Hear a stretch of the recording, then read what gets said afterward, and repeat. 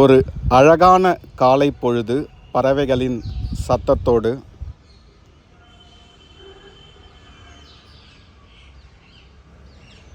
எனக்கு ஒரு சிற்பி, அதாவது ஸ்தபதி சொன்னார், நீங்கள் ஒவ்வொரு சிற்பத்தையும் கொஞ்ச நேரம் உற்று நோக்கி கனெக்ட் பண்ணிங்கன்னா அது உங்களோட பேசும் அப்படின்னு சொல்லியிருக்காரு. வாங்க இந்த 2 சிற்பம் என்ன பேசுதுன்னு பார்க்கலாம். இந்த குதிரையில் இருக்க ஒரு வீரன் பார்த்திங்கன்னா கீழே இருக்க ஒரு விலங்கை தாக்குற மாதிரி இருக்குங்க. ஒரு குதிரை வீரன், அந்த குதிரையோட சிற்ப வேலைப்பாடுகளை பாருங்கள். சங்கிலி, கடிவாளம், குதிரையின் பற்கள். அந்த குதிரை வீரன் பார்த்திங்கன்னா ஒரு ஈட்டி போன்ற ஒரு ஆயுதத்தால் அந்த விலங்கை குத்துறாரு.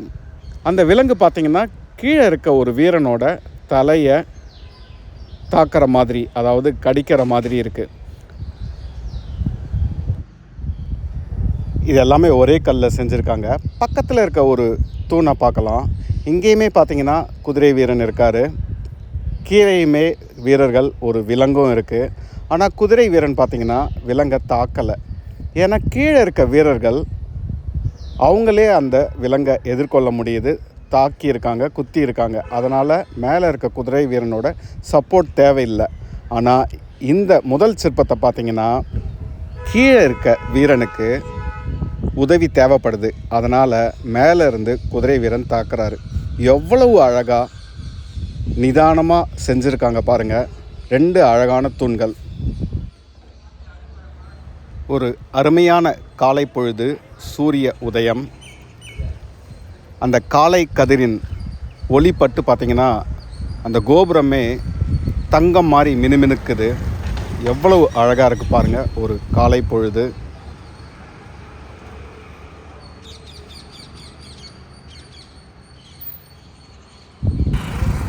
காலையிலே அந்த பறவைகளின் ஒலி காதுக்கு ரொம்ப இனிமையாக இருக்குது. வாங்க கோயிலுக்குள்ளே போகலாம்.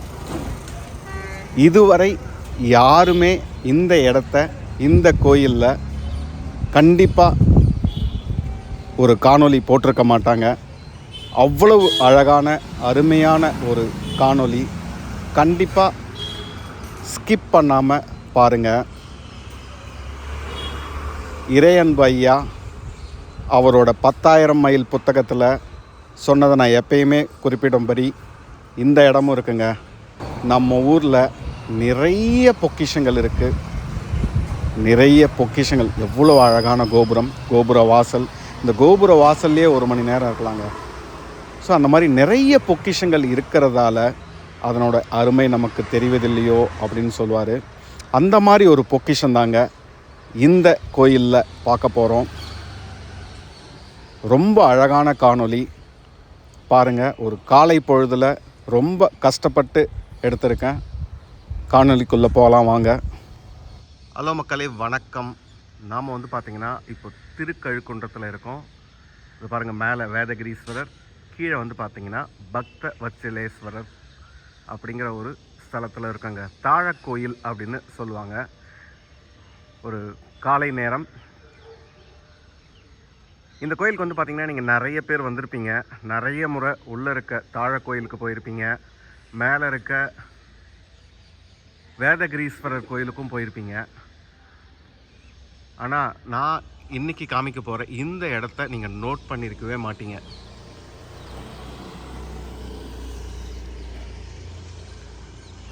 இதுதாங்க நான் சொல்கிற, இந்த வீடியோவில் ஃபோக்கஸ் பண்ண போகிற ஒரு மண்டபம்.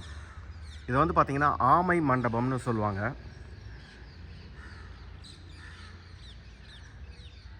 இதில் என்னடா சிறப்பு அப்படின்னு கேட்குறீங்களா? இது பார்த்திங்கன்னா ஒன்லி அந்த சித்திரை பிரம்மோற்சவம் இந்த மாதிரி டைமில் மட்டும்தான் க்ளீன் பண்ணிவிட்டு இந்த இடத்துல உற்சவரை வச்சு அலங்காரம் பண்ணுவாங்க. மற்ற நாட்களில் இதை யாரும் பெருசாக கண்டுக்க மாட்டாங்க. ஆனால் இதில் இருக்க வேலைப்பாடுகளை பாருங்களேன், எவ்வளோ அழகாக இருக்குது. குறைஞ்சது 1000 வருஷத்துக்கு மேலே ஆயிருக்கும் இந்த கோயிலை கட்டுறதுக்கு. பல்லவர்களோ, சோழர்கள், பின்னாடி வந்த நாயக்கர்கள் எல்லாருமே கான்ட்ரிபியூட் பண்ணியிருப்பாங்க. ஏன்னா நீங்கள் வேதகிரீஸ்வரர் கோயிலுக்கு போனீங்கன்னா மேலே ஒரு குடைவரை கோயில் இருக்குது. அது வந்து பார்த்திங்கன்னா பல்லவர் கால குடைவரை கோயில் அப்படின்னு போட்டிருப்பாங்க. ஸோ பல்லவர் காலத்திலேருந்தே இந்த கோயிலெலாம் வந்து சிறப்பு பெற்றிருக்கு. அப்படின்னா பார்த்திங்கன்னா குறைஞ்சது ஒரு 1200 ஆண்டுகளுக்கு முன்னாடியிலேருந்தே இந்த கோயில் இருந்ததுக்கான சான்று இருக்குது. இந்த பர்டிகுலராக இந்த மண்டபம் அப்படி பார்த்திங்கன்னா ஸோ ஒரு 1000 வருஷம், 1000 அப்படின்னாலே 1000 வருஷம் முன்னாடி பண்ணது அப்படின்னு தான் நம்ம சொல்லுவோம். ஆனால் அந்த 1000 வருஷம் அப்படிங்கிறத கொஞ்சம் நிதானமாக யோசித்து பாருங்கள். கிட்டத்தட்ட ஒரு 20-30 ஜென்ரேஷனை பார்த்துருக்கோம். நம்மலாம் பார்த்திங்கன்னா 60-70 வயசில் இருப்போமான்னு தெரியாது. ஆனால் 1000 வருஷமாக இந்த இடத்துல ஒரு பொருள் இருக்குது. அதுவும் நம்ம முன்னோர்கள் வந்து பார்த்திங்கன்னா எவ்வளவு அழகாக கலை வேலைப்பாடோட கட்டியிருக்காங்கன்றதை பாருங்கள். ஸோ அடுத்த முறை இந்த மாதிரி எந்த ஒரு கோயிலுக்கு போனாலும் இங்கே இருக்க சிற்பங்களை கொஞ்சம் நேரம் ஒதுக்கி பாருங்கள், ஃபீல் பண்ணுங்கள். நான் தஞ்சாவூருக்கு ஒரு டூருக்கு போயிருக்கும்போது கூட அங்கே இருக்க அந்த டூர் கைடு என்ன சொன்னார்னா, நீங்கள் அந்த சிற்பத்தோட கனெக்ட் ஆகணும், அப்போ தான் ஒவ்வொரு சிற்பமும் பேசும் அப்படின்னு சொல்லுவார்.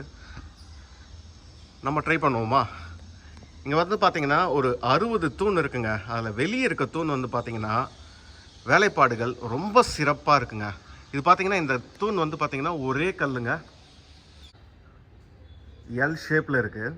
இங்கே பாருங்கள், இதுவே எவ்வளவு சிறப்பாக இருக்குது.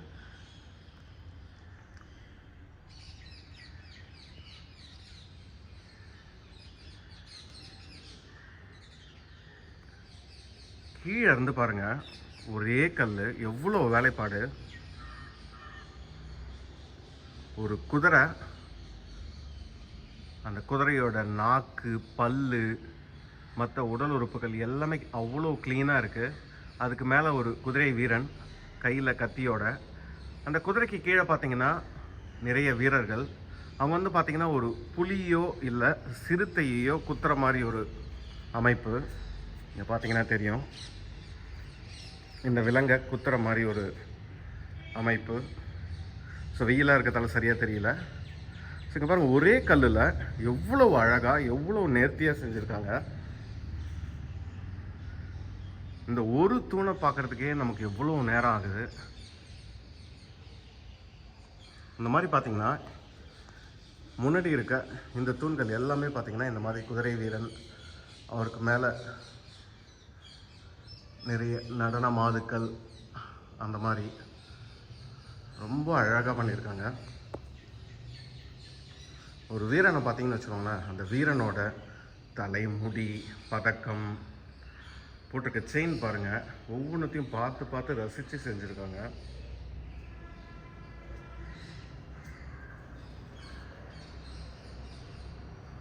இந்த குதிரையோட பல்ல பாருங்கள்,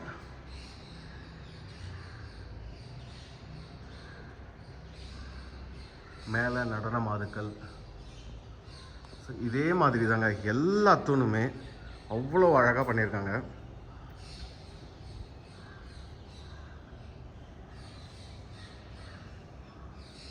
இங்கே பாருங்கள், இங்கேயுமே பார்த்தீங்கன்னா அந்த கத்தியால் குத்துற மாதிரி அந்த ஒரு விலங்கை, கை கொஞ்சம் சிதிலமடைஞ்சிருக்கு இந்த வீரருக்கு.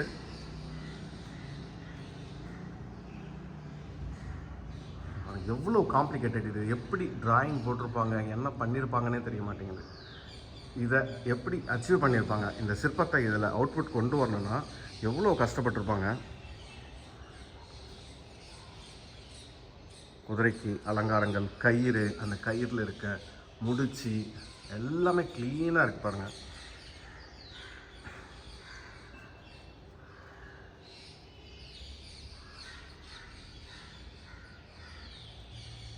இது பாருங்கள், அந்த விலங்கு வந்து பார்த்திங்கன்னா அவரோட தொடையில் கிழிக்கிற மாதிரி. குதிரையோட காது கூட பாருங்கள், அவ்வளோ அழகாக நேர்த்தியாக இருக்குது.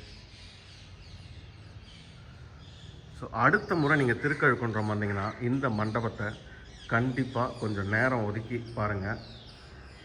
காலையில் இந்த வீடியோ போடும்போது தான், காலையிலேயே வந்தால் தான் இந்த சிற்பங்கள்லாம் வந்து வெளிச்சத்தில் நல்லா தெரியுன்றதுக்காகவே ரொம்ப காலையிலேயே வந்திருக்கேன். இந்த சன்லைட்டில் இந்த இதில் பார்க்கும்போது தான் உங்களுக்கு இந்த சிற்பங்கள் இவ்வளோ அழகாக தெரியுது. இது வந்து பார்த்திங்கன்னா ஆமை மண்டபம்னு சொல்லுவாங்கன்னு சொல்கிறீங்களா, அது என்ன ஆமை மண்டபம் கேட்டிங்கன்னா, இங்கே இருக்க மண்டபம் பாருங்கள். ஸோ இதுவே வந்து பார்த்திங்கன்னா ஒரு ஹைட்டில் இருக்குது, ஒரு குறிப்பிட்ட ஹைட்டில் இருக்குது. உங்களுக்கு பார்த்தா தெரியும்னு நினைக்கிறேன். ஒரு 4 படிக்கட்டு ஏறி தான் வரணும். அதுக்கு மேலே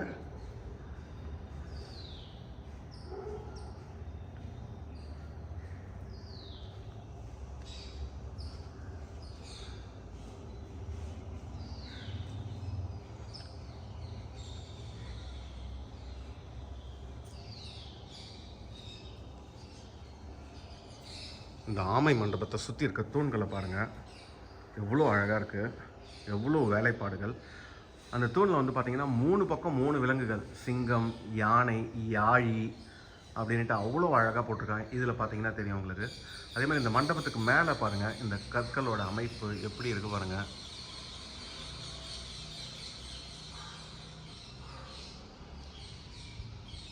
பார்த்தீங்கன்னா உங்களுக்கு இந்த ஆமை போன்ற அமைப்பு தெரியுதுங்களா? ஸோ இதுதாங்க ஆமை மண்டபம். இதில் தான் வந்து பார்த்திங்கன்னா இந்த சித்திரை பிரம்மோற்சவம் அப்போல்லாம் பார்த்திங்கன்னா இதில் உற்சவரை வச்சுட்டு அலங்காரம் பண்ணுவாங்க. இங்கேருந்து தான் வந்து ஊர்வலத்துக்கு திருவீதி உலா வர்றதுக்கு கொண்டு போவாங்க.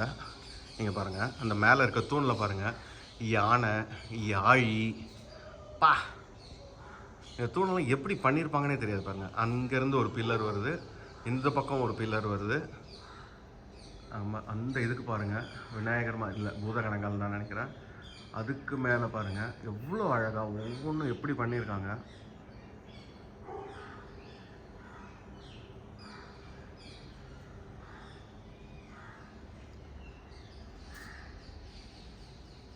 இந்த தூண்களை பாருங்கள், எதுக்காக இந்த அளவுக்கு காம்ப்ளிகேட் பண்ணி இங்கே உள்ள இவ்வளோ மெட்டீரியலை எடுத்திருக்காங்கன்னு தெரியல.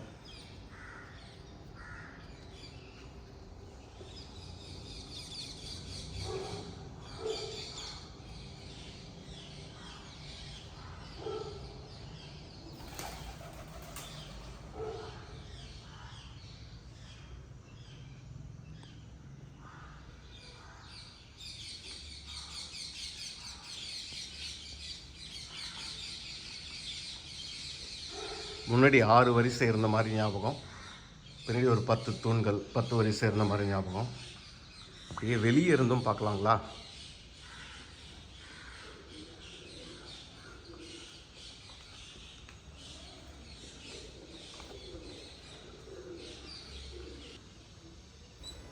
இந்த பறவைகளோட சத்தத்தோட இந்த சிற்பங்களை நீங்களே அப்படியே பாருங்கள். எனக்கு பேசுகிறதுக்கே மனசு வரல, ஏன்னா இந்த ஒலியும் அப்படிங்கிற மாதிரி.